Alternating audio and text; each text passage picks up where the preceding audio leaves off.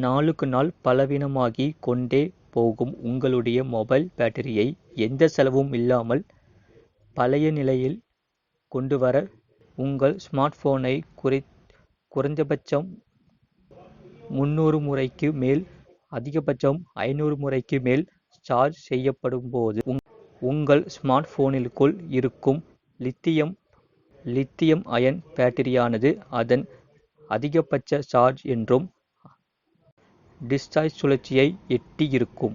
மேற்குறிப்பிட்ட charge discharge சுழற்சிகளை கடந்த பிறகு அடுத்த முறை உங்கள் ஸ்மார்ட்போனை உள்ளிருக்கும் லித்தியம் அயன் பேட்டரி ஆனது மெல்ல மெல்ல பலவீனமாக தொடங்கும்.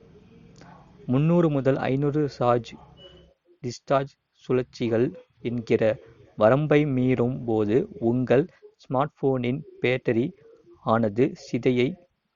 இதன் விளைவாக பேட்டரியின் திறன் மெல்ல மெல்ல குறைந்து கொண்டே இருக்கும். ஒரு கட்டத்தில் உங்கள் ஸ்மார்ட்போனின் பேட்டரியை முழுமையாய் சார்ஜ் செய்தாலும் கூட அது நீண்ட நேரம் நீடிக்காமல் அடிக்கடி தீர்ந்து போகும்.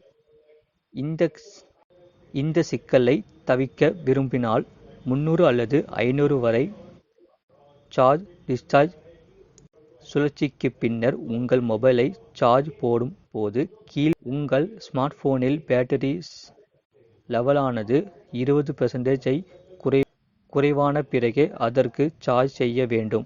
30 அல்லது 45 என்றால் லோ பேட்டரி ஆக விடாது.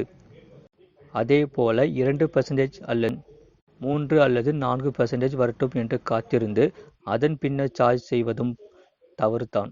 போது உங்கள் ஸ்மார்ட்போனின் பேட்டரி லெவலானது 100% எட்டட்டும். அப்போதுதான் அது முழுமையாக சார்ஜ் ஆனதா என்றும் காத்திருக்க வேண்டாம்.